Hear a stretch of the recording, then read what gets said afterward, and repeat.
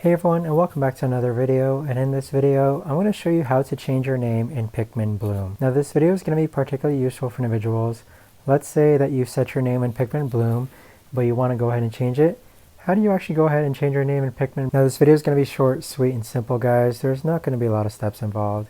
So what you're going to do first is open up Pikmin Bloom, and then once you're on Pikmin Bloom, on the upper right hand corner you want to click on the settings icon, and then next you want to click on account. Once you click on account, you'll see the option to change your name where it says this will be your in-game name and it will be visible to other users and you can change it anytime.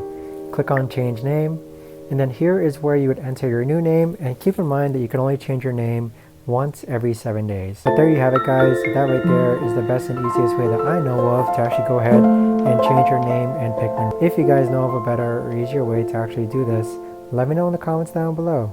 I would love to know. Thanks so much for watching, everyone, and I'll see you guys all in the next video.